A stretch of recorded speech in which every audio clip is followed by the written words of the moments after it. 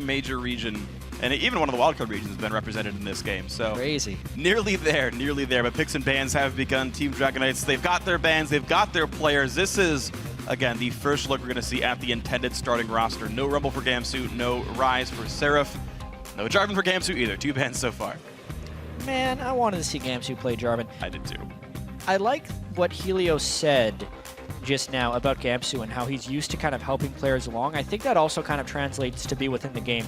When Helios was on Blaze, he would give and give and give so much to Flame so Flame could hard carry and succeed. And he was a big part of Flame's reputation as that carry top laner, was Helios' ability to support him. And if we think of carry top laners the last few weeks in the NALCS, it's Gamsu. Yep. He was the MVP last week, but in order to be successful as a top laner, your jungler does need to enable you. Well, we'll see if that enabling happens right now. Team Dragon Knights right away first pick Sivir, and even though we haven't seen him play on the LCS, Ninja already pulls his first ban of the split. Twisted Fate gone away from him. Already the respect given by the Team Dignitas members. Immediate Rek'Sai, immediate looks like Hecarim as well. How about setting up a top lane carry?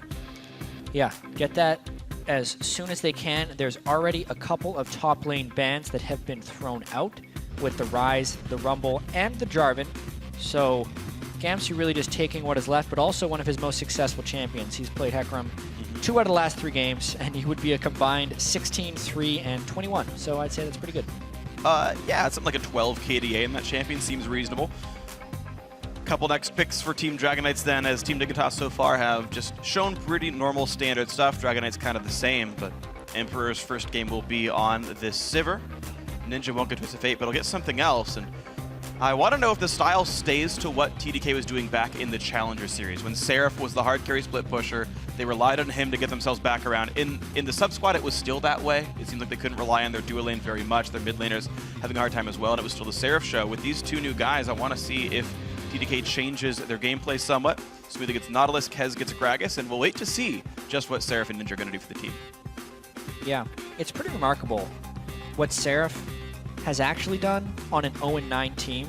So he's had, as far as more kills than deaths or equal to that, in 5 games of their 9 losses, in like some incredibly one-sided defeats. Yesterday, for example, they got completely crushed by Cloud9, but Seraph was 4-0-0 in that game on a top lane tank. So he will be a pretty worthy adversary for Gamsu. It's just if these new guys can come in, Ninja and Emperor, to have an impact, it's not like TDK doesn't actually have a few strengths to build upon.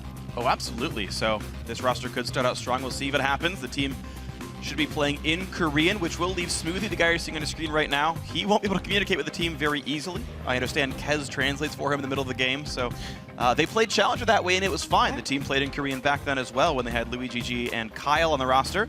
Ninja's first game in the North American LCS will be on Viktor here, and the last pick, top lane, will come through in a second. We'll have to be blind, or sorry, the mid lane pick was blind, but they know they're facing into Hecarim in the top lane, and the Vladimir that had pulled so many bans is going to be the pick. An incredibly high damage team composition coming out from TDK. Gragas and Nautilus going to be trying to provide the vast majority of the CC, but overall just a pretty sturdy team comp. High damage will take a little while to turn on, but no picks that are completely out of the norm. Very standard things there from TDK. Yeah, on top lane, Vladimir. Do we see him once in a while? He's still one of the least common top laners, and we'll have to see how Seraph can do up against the Hecarim, of course. Meanwhile, Shiphtur gets the Azir for himself. Such a highly sought-after mid laner. Shiphtur gets him for a last. Feels safe playing it in Viktor. And alongside a Rek'Sai jungle, maybe we see kill pressure in the mid lane. Maybe, you know, it's the 2 ganking junglers, 2 defense, 2 kind of mostly escapeless mid laners. Azir can obviously bash to his soldier a little. But the question will actually be, for me, how much attention do the junglers pay to the top laners? And will this be a top lane carry game? Because I've never really seen a Team Dignitas strategy, at least in the past year, focus around getting Shiphtur fed. Shiphtur will play a very passive lane, and Helios will be free to go help out the top laner, for instance. Yeah, absolutely true. So there's the answer to the question. Mid lane, maybe less likely to be focused. TDK coming in there. Full lineup is there. You're seeing the Dignitas roster on your screen at this time. And the first TDK game of the full lineup up against Team Dignitas, who are looking at securing first place once again at the end of a week. Certainly a possibility. Could go 2-0. Coaches shaking hands, and we're going to have quite a good game. We have really no good idea of just how good Team Dragon Knights are. We know Dignitas are fairly consistent. Yeah. And as we get into this one, the team's loading onto the Rift. You guys should head over to Twitter and let us know who you think is going to win. Tweet either hashtag TDK win or hashtag DIG win. We'll see how the fan vote stands in just a few minutes. Seraph and the rest of his team going to be looking to turn around that 0-9 start to the split here. Yeah, pretty much the worst possible start to a split in the first 9 games is losing every single one. So TDK, yeah, anything is progress. I believe it is the worst start in history in the North American LCS. I don't believe any team's gone winless in the first half of the split. I agree. So TDK, we'll see if they can snap that losing streak. Of course, Fnatic finally broke their own winning streak after beating Gambit on Friday. They finally stretched that to 10. Maybe TDK can break their own bad streak, either positive or negatively. And right now we're looking at just a standard line of scrimmage. Yeah, nothing crazy early on. It'll be very interesting to see whether TDK has had much time to practice, because we know that they were practicing with Ninja and Emperor. They just weren't playing with them in the LCS. They had a lot of back and forth issues with their subs.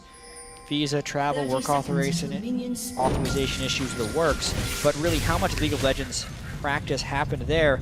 And also, how quickly can you go back to the practice you had been having if you're a team that's been playing in the LCS with subs? Even from other teams like NME, when Trashy was out of the country for the basically preseason, it's been taking them a while to kind of turn back on. These are all challenges that TDK doesn't magically solve just because their players are here. Absolutely. So the upward road might be a very steep one. Have to see if they've got a strong grip then. Standard assignments as... actually, Dignitas will go for the lane swap here. They're not taking any jungle camps in the start. Seraph is trying to spot him and going for any shenanigans. Won't find that here. Meanwhile, TDK will be taking down the Krugs by themselves, leaving Kez to solo farm. Seraph expecting a jungle start, actually. He's going to be cutting off the minion line. Yeah, he was trying to pull his trick where he gets a minion cut to basically preempt level 2 on the guy taking a camp and punish him for doing that. But now, he can't start a camp himself, and he ends up being a little bit denied by kind of guessing wrong. It's actually really, really bad for him as well. The Thresh is going to continue to zone him off with experience and gold right here, chasing Seraph around the jungle, in fact, on a half health even. Meanwhile, we're going to see just how well CoreJJ can freeze up this lane. Yeah. Or similarly, Gamsu's not getting any gold or XP either. Yeah, but at least he's double jungling here. So at the time, Kez will be a little bit ahead of Helios in experience, but Gamsu and Helios are trading jungle to an excessive extent. A lot of the times you will see the jungler take every single CS in these double jungling situations. Gamsu's actually gotten a few creeps. So Helios even sharing the jungle with his best bud, Gamsu. This is tricky. So we're seeing Dignitas get ready for the 4-man dive smite onto the top turret. Yeah, the smite's going to reveal the wolf. Seraph not yet level 2. If he doesn't have Sanguine Pool, I don't know if he can survive the 4-man dive. Kez sees they're up there and decides to not even stick to that side of the jungle, though Smoothie is heading up to try to defend this turret. This is a tight situation, and Dignitas... Yeah. He just needs a minion to die to hit level 2, and he's there now. So Seraph is level 2. The jungler has been there. And because... Here's the other interesting thing. Because the jungler was spotted and the support roamed up, Gamsu knows it's safe to soak the minions on the bottom side. So I still think that comes out in favor of Team Dignitas. And we'll see if that manifests in the scoreboard in a little bit, as we saw the Gamsu teleport try to keep himself afloat. Ninja versus Shiphtur in the mid lane. Small lead to Ninja, but that's no surprise. Shiphtur typically down a little bit in his lanes. We'll see as that manifests later on in this one. CoreJJ and KiWiKid about to reach the turret, the 2-on-2. Happily just trading farm. Vlad, of course, not the best at last hitting under turret, so that might make him lose some more. Meanwhile, Gamsu at 14 CS up against Emperor is doing pretty well for his 1v1. Top laner, as you mentioned, Dignitas getting ahead. It went exactly right if you're just looking for Gamsu. Double jungle into teleporting for a big wave without risk. Oh, that's a big fat hook. Good hook, good play, good Emperor's jump as well, but Ninja will survive with his own shield. Still losing about 500 health for it. Yeah, it's probably going to force it back, but he does preserve both of his summoners. So I like the roam there by KiWiKid. It doesn't burn summoners, but it will give Shiphtur time to catch up in CS. Because it's not like he lost anything for that. They weren't losing pressure anywhere else on the map. The wave was just resetting on the turret. That's what we call a very good, efficient gank. Efficiencies there. KiWiKid shows up in time to even get the soul that dropped for that first minion killed. Seraph getting poked out a decent amount, even with Boots not dodging phosphorus bombs, and so Dignitas still looking fairly happy in this matchup.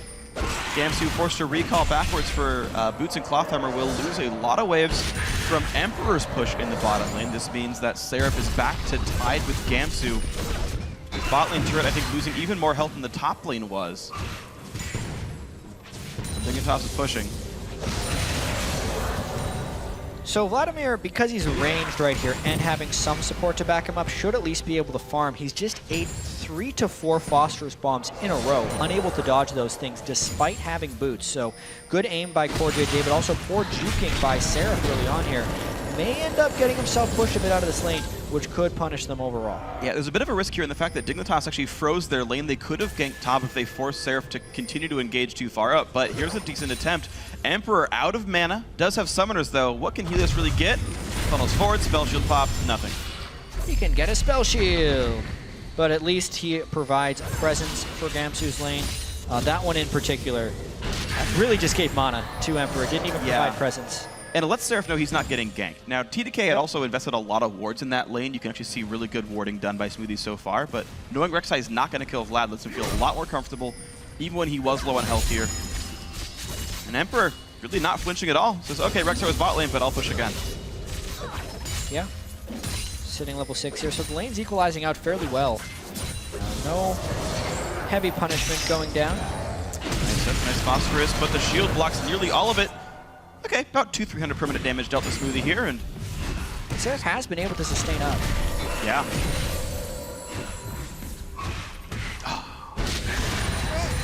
All right. Okay. Oh. It's hard for Vlad. Nice dodge on that phosphorus bomb this time. And overall, we're just seeing this pretty much trade equally. The attempts you're seeing, you know, well-played lane harass and well. Oh, the hook! Actually, that one's amazing. The Ignite is on. Seraph could not possibly live through this one. The first blood goes through to the Thresh, and Smoothie with a great hook on a CoreJJ nearly makes him die. Summoner heal force, but still a great first blood for Dignitas. I wonder if Smoothie would have used his Ignite if that was a kill on CoreJJ, because the heal wouldn't have healed up for that much. But nonetheless, Seraph gets caught by the hook. He was overstaying his bounds with the minion wave being right there.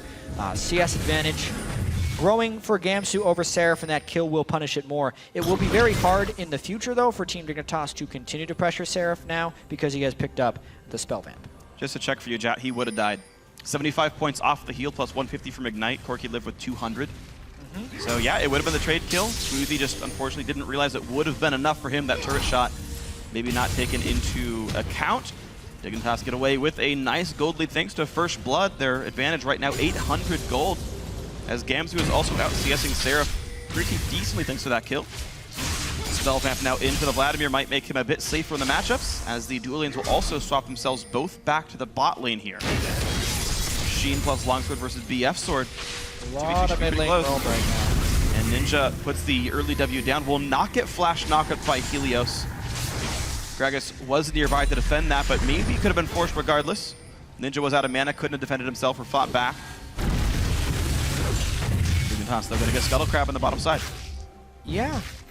I want to talk just really briefly about Viktor item builds. This is the second time this week I've seen a Fiendish Codec first instead of the Hex Core upgrade. I feel like there's so much power built into the Hex Core upgrade. Getting your Death Ray extended, basically once you get it, even at level 5, it allows you to take out the back row of minions. Definitely at level 7 with 4 points, it one-shots the back row. So it's an ease of CSing as well as just huge power upgrades. But yet we see this Fiendish Codec again and again. I think the mindset of these guys is A, it's cheaper than 1,000 gold, so sometimes you can go back beforehand, and B, they buy it in lanes where they don't necessarily want to push yet. The dangers that Ninja have with KiWiKid roaming around so frequently and Helios being a fairly gank-oriented jungler just allows him to go with CDR, more frequent spells to clear CC. He just can't wave clear quickly. And just don't expect Ninja to really be pushing into Shiphtur whatsoever, and is definitely going to be playing some defense with that Fiendish Codec instead of the Hex Core upgrade right off the bat. Yeah, well, you talk about ease of wave clear and playing defensively, but Ninja is being actually pushed around by Shiphtur in rare form. Shiphtur goes in for the fight right away. Shield comes on, though. Ninja with a trade back in. Barrier pop, Ninja pop, Summoner heal himself. No Royal Anomicon to cut that in half. Chaos Storm still churning, and it's actually nearly an equal trade, but Shiphtur was winning the lane up until that point anyway. Yeah. A lot of that was because KiWiKid forced him back to base early on and allowed Shiphtur to get the early reaction. And no heal. Yeah, he doesn't want to burn his flash. Nice job putting the gravity field right on top of him. That's very key when you're getting ganked by a Rek'Sai. Rek'Sai can't follow through very easily. So Ninja narrowly escaping like the third gank in his lane, I want to say, by 10 minutes. Certainly a lot of attention being pulled. Dignitas spending a lot of time down there. Now it's for the bottom lane. CoreJJ gets the Lantern just in time. Gets stunned up though. Looks like Valkyrie gonna do nothing. The kill goes through to Emperor. An amazing explosive cast by Kez makes KiWiKid flash, but here comes Gamsu. Gonna knock Kez right back into the turret. Gets the kill. A 1-for-1 at the all said and done. Yeah, so both top laners actually expending their teleport. Seraph canceled his because he realized it wouldn't have been effective, but ultimately they trade a 1-for-1. Really aggressive play by Kez there to follow up with the flash body slam and get the kill at the end of it. Plus TDK can get the turret. But that's also a fight where Gamsu gets a kill early on into the game, which I think is what Team Dignitas wants. A little hat for the minion there, and Team Dignitas now slightly on the back foot. The farm still basically the same, or I should say the gold about the same. Gamsu, of course, let Seraph get 1 to 2 waves up there, so the Vladimir catches up a little bit on his way towards Will the Ancients, but TDK looking pretty decent in the early game. Kind of what we expect. They were fine early game in their previous incarnation as well.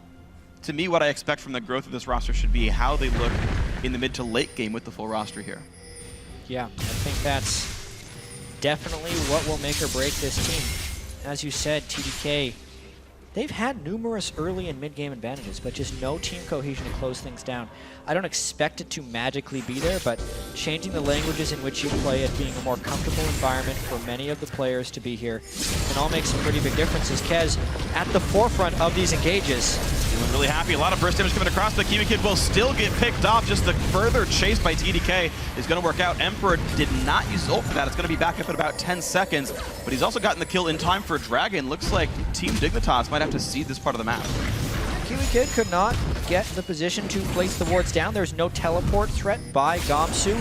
The turret is dead in that lane as well, so CoreJJ cannot safely farm. I think that would have been a dragon that is very takeable. TDK is just biding their time, however, and not necessarily going for it. We're seeing Seraph start to get the better of Gamsu as well. Looks like there's no damage to be dealt really for this Hecarim. He also bought the early cloth armor fighting the Sivir earlier on, and Seraph just out-sustaining these fights. The top lane battle is getting better and better for this TDK top laner. Gamsu recalls home guards right back to the top lane. Yeah. Seraph, to point out, will have TP first. He's going to have about a 90-second advantage in the cooldown here. Yeah, it's very true. That would be... He probably has gone utility spec in his masteries because they did teleport at the same time. So the fact cancel that... TP is only oh yeah, it's the cancel TP, my bad. He did cancel that one. That lane also, even though Seraph has a bit of an upper hand, I don't think it's going to snowball that hard. Once a Hecarim makes it to his home guards, you can push him out of the lane. But he's going to be back real fast. Yeah, good point. Well, then I'll just subtly track that top lane farm lead. It's hovering around 18. We'll see if it goes anywhere from there and where people assign themselves. But Seraph, who had given up first blood, is going to do what he can to survive against Gamsu as time moves on. Looks like Seraph not really trying to push the lane down. He wants to be able to freeze and make Hecarim overextend.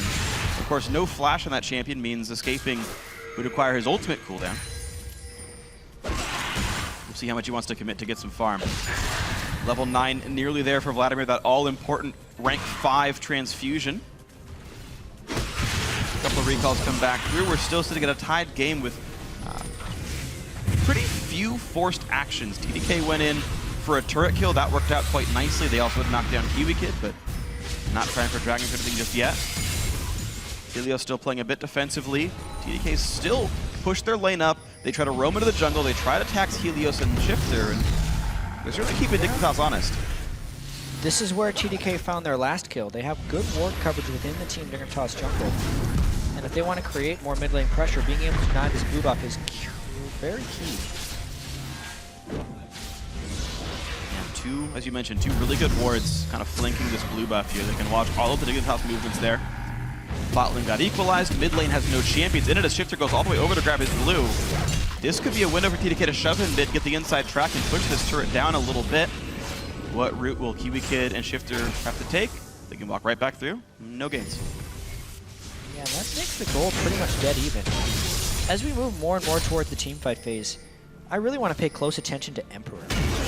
Latman didn't really have solid team fighting games. His positioning was very lackluster, especially yesterday on the Sivir. Emperor is a much more experienced AD carry, playing now in his third major competitive region. Maybe no, I'm going to count Brazil in this. Sure. So hey, they beat Alliance. Yep. And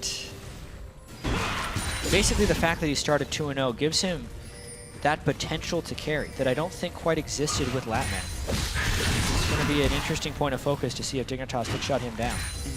Yeah, I gotta agree. Emperor definitely a very skilled player. We'll see if they can put their trust in him.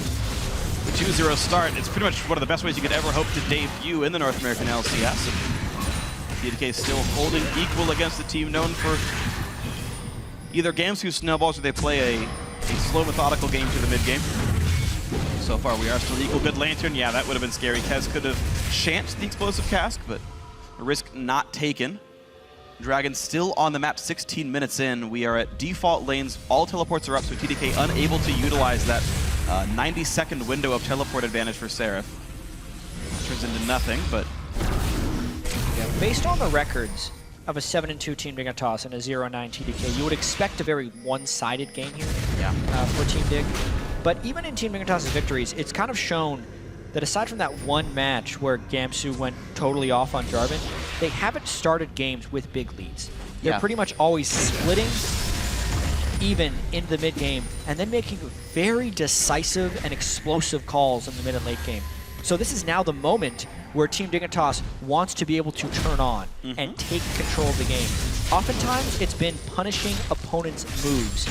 But at the moment, TDK isn't making many moves. This is kind of the breaking point for whether TDK or Dignitas, how they win and lose their games. TDK's had decent early games, even with the subs, and it's always broken the wrong way, whereas 7 out of 9 times, Team Dignitas has gotten the victory. Yeah, and I wonder what effect this sort of full starting roster has on the TDK members. Back when Kez with Complexity, he was always a very sort of calming voice. He didn't rush into many things, and it feels like with the full roster here, he's happy to go back to that slightly more reserved style this year. Good push on towards the Dragon. They're going to get that one cleanly, and they walk right on out. Team Dignitas not even trying to defend this one. Just grab a lantern. No, looks cooler to go through a tunnel, man. Yeah. I think there's a chance he gets like hooked by Nautilus if he went through the lantern. I don't know if that's true or not, but either way, whatever. Helios is fine. And TDK get the first Dragon of their new team's career. Yeah. It's a reborn Team Dragon Knights in this first match. Let's say they're 0-0. Okay. That's how we're basically going to have to judge the skill of these guys, because it's a pretty unfortunate set of circumstances that led to them not having their intended roster until halfway through the split, but now it's here. And honestly, it's looking okay so far. They're going toe-to-toe with a team that is 7-2. Team Dignitas has looked like one of the best teams in North America this entire split. Yeah.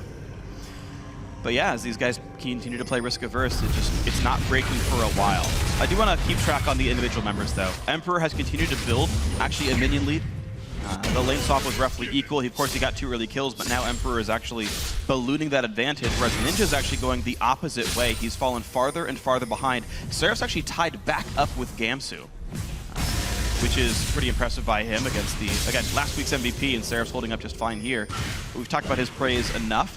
Looks like a top lane move by Smoothie to tie up with Seraph's going to get a lot of damage to this turret. Kez shows as well, and with only 3 members to defend, TDK will back off after getting a lot of damage, but mid and bot keep getting pushed in. These moves by TDK, they're slowly eking out these advantages. TDK has tremendous wave clear in their team composition. Ninja clears it with 1 death ray. Vladimir shoves better than almost any top laner, and Sivir clears it with a couple of spells. So every lane can constantly be pushed, which makes the moves the Team Dignitas put in very difficult to pull off. If they want to go super aggressive. Seraph canceled his teleport, thinking Emperor was safe. Gamsu's gonna go for the ulti spell shields. The damage, but not the fear, flashes over, and that will keep him alive. Well played on all counts. Seraph thought he was safe, but all summoners gone for Emperor. Yeah, 2 summoners burned for 1. But I don't think Gamsu could have stayed up top and defended that turret anyway. Seraph's push is rather relentless. In the meanwhile, though, Dignitas trying to use their point of power in this game, which this time is actually Shiphtur. A rare 40 CS lead at 20 minutes for Dignitas mid laner. Definitely looking good. We're just seeing advantages traded now across the map. The Vladimir split push finally knocks the turret down, but Team Dignitas off of the teleport towards Emperor. They force him out of lane, and CoreJJ able to knock the turret down himself. Mid lane still staying equal, so we've basically just managed to split all the outer sides of the map. We saw the aforementioned TDK Dragon take, and gold-wise, we're again at an equal game, just that smallest of Dragon leads. Technically meaning TDK is winning as far as stats are concerned. Yeah. And they're also getting to ward very, very well. Yeah, TDK is winning in pressure right now, for sure. Because of their tremendous wave clear, it's giving them windows to go and place the wards, whereas Team Dignitas has to spend a little bit longer to clear the waves. And this is the first time they're getting a turret edge, taking an interior turret. But will Team Dignitas be able to punish? They're all about getting the proper flanks. That's how they've been able to win their games, and they're flanking now, Phreak. Flashhook's gonna miss, but he has the Flave. He wants Kez, and looks like the answer is he does. Flash away, bodies him in. Helios blocks it, though, gets the knock, but TDK does get the kill. Dignitas gets the kill onto TDK's jungler, and the chase continues. Gravity Field comes back off a cooldown used, but the dive in towards Ninja. Nice Hemo Plague to push back KiWiKid, and Dignitas do not want to continue this fight. A 1-for-0, but top lane tier 2 had died. This will be the name of the game for TDK. They push, bait a collapse, and then try and take another turret. Trading a mid lane turret for 1 kill is actually worth it in the grand scheme of things, so despite the kill from Team Dignitas, TDK wins that trade. And a pretty damn well played game by TDK so far. They're basically all playing as though they're Seraph. A bunch of split push, a bunch of wave clear, and if you ever miss which lane TDK is going to, turret goes down. And they can just ult back out with Sivir. So it feels like playing this open map and trying to continually roam around and find turrets to kill is working for TDK. Their aggressive wards were already set up for that top turret, and it fell. It's pretty fascinating that a team that is just now coming together is trying to play such a difficult strategy to pull off cohesively.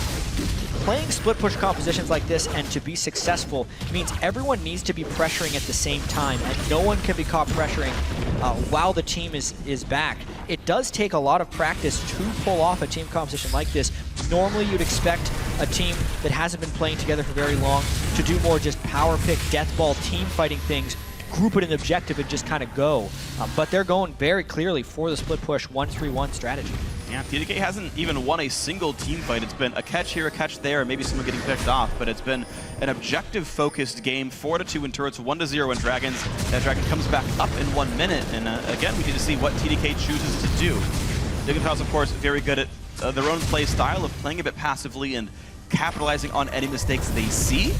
The question is, are there any mistakes that Kez will call that Helios can capitalize on? That'll be the question. With Dragon coming up in 40 seconds, there are opportunities for both teams here. So TDK, they want to get vision coverage up, and if Kez can get a nice knockback onto Azir, there's no resistances necessarily, and Ninja could just blow him up, which would allow Emperor to clean up the backside of the fight. For Team Dignitas, they need some type of flank ward so Gamsu could teleport in, but the teleport's not even up yet. So as far as this dragon being contestable, Team Dignitas would need to actually delay TDK until the teleport is there, and it looks like it may just end up being an objective trade attempt. It is 1 minute on the teleport cooldown of this Gamsu Hecarim. TDK identify that Gamsu is still top lane, so it's going to battle him, and there's the push in for the Dragon. Top lane turret does go down, but Dragon number 2 cleanly goes over to Team Dragon Knights. The gold once again tied as the turrets are nearly equalized here, but we look back at our scoreboard. It's now 55 minions for Shiphtur. That's what's keeping Dignitas in the game, but Seraph himself now up 15 over Gamsu. Those two lanes continue to snowball in opposite directions. Wouldn't it be fitting if Team Dragon Knights got their first win by taking 5 dragons and reaching their true form? This is an interesting call, though. They sense the window of the long dragon dance going into dragon take. Very late Scrying Orb. That's a 3,000 health Baron. He's gonna go. Yep. TDK's gonna have to rush in for fight. Well, the knockup's gonna land by the 2 carries of TDK. Sorry, Dignitas keep getting it backwards, but the hook comes in. KiWiKid has already died a 4v5 and outruns Dignitas. No chase available as Sivir ulti's already ended. So Baron for 1, pretty good for Team Dignitas. Very timely call. Finding the window within the game that you can sneak a Baron is always critical. Team Solomid had one in their COG game that they didn't actually end up capitalizing on. Didn't end up costing the game. Team Dignitas makes Baron their friend this time. Azir kills Baron so quickly. So it needs to be respected in all games. A little late on the Scrying Orb, and Team Dignitas honestly keeps it close with that Baron. Neck and neck, number 1 versus number 10, and we're still at an equal game 25 minutes in. We finally got to see that smart shot call by Helios to give his team that Baron up there. Otherwise, the slow and controlled game of TDK has otherwise been eking out advantages. As you mentioned, certainly still anybody's game here, and the next 3 recalls come in. So what I'm looking for now is the hints of where these teams might go next. TDK right now have actually lost almost all their wards, though you expect mid and bot to be the pressure. Emperor actually already jumped on by Gamsu. A lot of damage coming through. Emperor does get away, and now actually Smoothie is around hook. Doesn't quite land. Yeah, so that's the second time Gamsu's burned both of Emperor's summoners, but I like how Emperor is staying safe while maintaining his farm. He needs to have Gamsu on his mind at all times, and he's avoiding, so far, Gamsu from snowballing the game. Team Dignitas, for now, because of the Baron buff, has wave control, which is exactly what you want to be able to have against a split push team, almost forcing them to group. It's not like Vladimir, Viktor, Sivir is bad in a group though. So yeah, just being there, not necessarily what Team Dignitas needs. Having the summoners down on Emperor means Team Dignitas has to flank appropriately if they want to fight. I think they're now going to be going on the split push of their own. Yeah, with Baron buff, I mean, you can see how bad the wave clear now is from Viktor. The fact that he just doesn't kill these melee minions very well. Mid lane being pushed as well. Emperor, the only wave clear available. Hook doesn't quite land, and Dignitas slowly but surely putting a bit of damage on these tier 2 turrets. Summoned Azir turret as well, easily able to help them siege. Dragon Knight's playing on the back foot for the next minute as they wait for the Baron to time out here. Dignitas relying pretty heavily on Gamsu to make stuff work, but you're seeing how much damage he's taking from Seraph, and actually Gamsu, losing a bit more health than he'd like, down to 1100 HP, is going to be forced to recall and home right back in. So much for the split pushing. Yeah. Team Dignitas doesn't, I don't think they got a single turret after Baron. No. Yeah. So it kind of just goes to show you how difficult it will be for them to push turrets down. Oftentimes, a team will get a Baron as a catalyst for taking the outer turrets almost for free.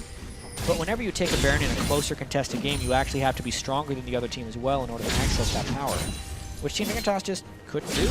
And that generally means we're going for the next dragon. And next dragon's going to be about 2 minutes away. Unfortunately for Dignitas, they got that Baron right after Dragon went down, so there's no chance that they could have taken a secondary objective with the power they had of Baron buff. Just means we reset the map once again. I'm going to look at vision control. Because TDK was forced into their base, all of their deep wards have timed out. They have literally a ward in river, and that's it.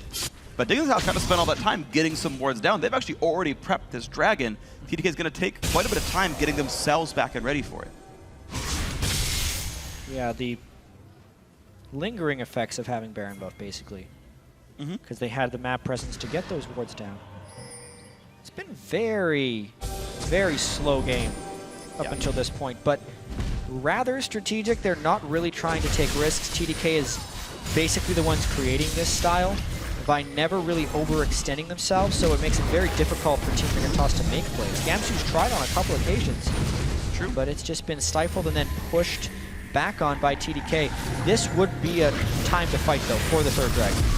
And here's the Seraph pop right on a KiWiKid. They go. One more hit will kill him. The Boomerang Blade's going to miss, though. And in comes Gamsu, finds Emperor. The AD carry goes down. His first of the season. And as the battle continues, soldiers in the right spot. A knock-up onto Seraph, but he's a pretty durable Vladimir with all this spell vamp. No second kill comes through, but it does mean Dignitas have control of the map. So they actually do blow up Emperor, and it's while his flash and heal were down, which is critical. That's the fight the Team Dignitas needed to pick within 5 minutes of Gamsu making the play down on the bottom side. Because of that kill, they could prep the dragon a little bit more, but the fight actually happened a little bit too early. People are going to be able to run back to the dragon and fight again. Yeah, what did help Dignitas was the fact that Seraph had to maintain a wave. He was top lane and TP'd into the fight to stop the bleeding. So there's a teleport advantage for Dignitas, as well as a bit of gold coming into their pockets. The ward advantage actually still maintained. I think we only have a Scuttle Crab keeping TDK's vision up around Dragon. It makes you think Dignitas still in a very good spot to make Dragon number 3 theirs. Yeah, it's a big thing to track the ultimates, obviously. No Hecarim ult, no Sivir ult, no Gragas ult, no Vlad ult. It'll be a bit of a slap fest early on if they decide to fight for this dragon before the ultimates are up. But it would be a takeable fight. I think they're a little bit respectful of Shiphtur's level 16 Emperor's Divide, however. Both Dignitas have theirs, and Corki doesn't really need cooldowns for that one. The Dragon attempt, ooh, no steal for Kez. He's got to be a bit careful. Already at half, Gamsu, of course, cannot charge in just yet. Gets a Lantern out. Dragon safely to Team Dignitas, and TDK just going back to mid to clear. But Dignitas not really done. Still looking forward. Gamsu wants it. Finds some damage into Seraph, but loses all his health for Gamsu. Forced to ult away from the fight, and in comes the hard engage. CoreJJ gets dropped. These AD carries constantly dying. Seraph the backline pops, Zonia stays alive. In comes Helios. Oh, wow. Bunch of damage from Shiphtur cleaning up the fight, but he's the only guy left alive on the team. Nice Q by Emperor, takes him down. How's that for an Emperor's Divide, and TDK win the fight. CoreJJ was evaporated by some damage at the start of that fight. Gamsu wanted it, could not get an ultimate off in an offensive fashion, and TDK used the Vladimir Viktor power to win that fight, and now they're going to go for a big edge. They can get this inhibitor. Absolutely. Inhibitor turret's going to be a cakewalk. The inhibit itself can't defend. 4 seconds on Corki. KiWiKid's alive, but he's not going to go for a 1v3. What a great fight. TDK turned it around after they cede the Dragon to Dignitas and come out convincingly. Yeah, they were just waiting on their ultimate cooldowns once again. Seraph got off a fantastic Chemo Plague, which led to that evaporation of CoreJJ and many members of Team Dignitas. Looking at this one more time, Gamsu had a lot of damage before going in. Then it's once he gets hooked, just ulting towards his base, kind of leaves the rest of Team Dig out to dry. Both backliners get in range of Seraph, and Seraph just does work Zoniazing right afterwards. But Team Dignitas, This is maybe a bit too bold because TDK is right here. The hook comes in, they find KiWiKid, maybe not the worst target. They got Ninja! Goes down, CoreJJ is still alive, but Kez and the Vladimir are here. CoreJJ will get himself killed. Emperor joins the fray as well, but it's still a couple of kills back and forth, a 2 for 2. Seraph gonna get dropped easily by Shiphtur. Somehow, Team Dignitas puts all 5 of their team members within the Baron pit and win a fight. 2-3. The Baron, of course, is still up, but the catalyst was the Baron to begin that fight. Shiphtur had great zone control with the Azir that fight that let them keep it close. This just turned into a bit of a bloodbath. Ninja was unable to cast Chaos Storm that fight. I don't know if it was on cooldown or if he died too fast, but the fact that ability was not used in the fight is pretty impressive. Looks like it's just coming off cooldown. It's up. It's up at the very start. Helios knocks him up, tracking Ninja. Then he gets terrified and hit by the Baron. Then killed. So CC'd for pretty much the entirety, which hurt the TDK collapse. Team Dignitas was actually able to spread quite well, thus avoiding a lot of the AoE of TDK and almost nullifying the Sivir ultimate because TDK didn't focus on one side. Seraph was trying to kill the backline, whereas the rest of the team was on the front line / the Baron. So sloppy team fighting there by TDK, but it was a chaotic creation by Team Dignitas to go for that Baron. Hey, forced their hand, certainly. Rek'Sai's loud. Yeah, yes, she is. She wants in. She's angry. 0-1 She wants in. Has a death. Kept it from being James Bond in this one. And Shiphtur, he poked around. Now, of course, mid inhibitor, keep in mind, is still dead. And Dignitas are playing with a small 1,000 gold deficit. It does give TDK the general sense of map control here, although Dignitas will refuse to say die. Double Sightstone for both teams does mean plenty of wards to try to keep the sneaks at bay. CoreJJ to pop his QSS for nothing. That could end up hurting him if he ends up getting... Chemo Plague is the main reason. Yeah. I feel like it's a running joke at this point that I always call Rek'Sai he. He's gonna continue doing that by mistake. All right. So everyone knows. I'm sorry in advance. Helios was the key in this sense. Helios. Wanted in. Rek'Sai. I like it. I'm a fan, Jatt. All well done. Red team's turret has been destroyed. All right, well, Azir turret self-destructs. And Team Dignitas have done a good job of just holding onto that mid lane and not letting it go anywhere. But TDK, again, with the control to push lanes in first. Top lane has been pushed out by them. Bot lane is building up, and now here comes a push in towards mid. Helios trying to run Shiphtur as well. Might have to ult to keep himself safe. Does so. Kez will not get with the body slam, but that is an important ultimate on cooldown for a minute right now. Yeah, and TDK tries to maintain vision control of this spot. They burned so much in that attempt, though. It was a Sivir ultimate for an Azir ultimate. Honestly, I would rather have... Sivir? The Sivir ultimate, yes.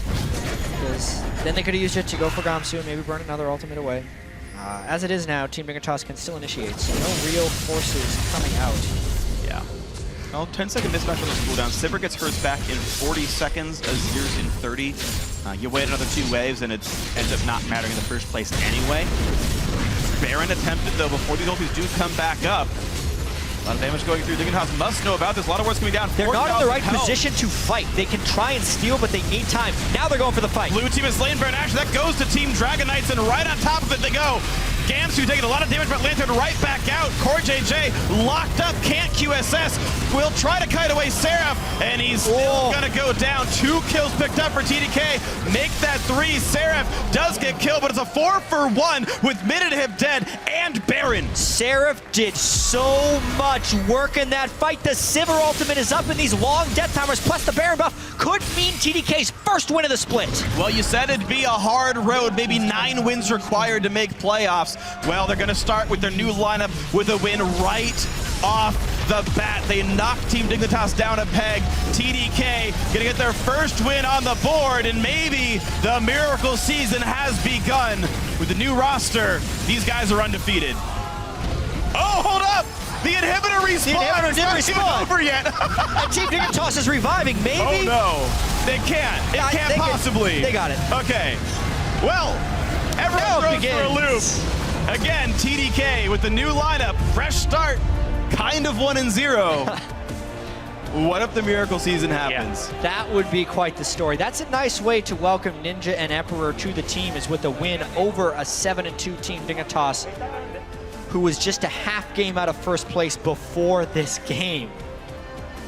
Emperor 5-1-10, but even though Seraph had the 2-4-8 scoreline, he had so many outplays of Team Dignitas in that Baron fight. Yeah.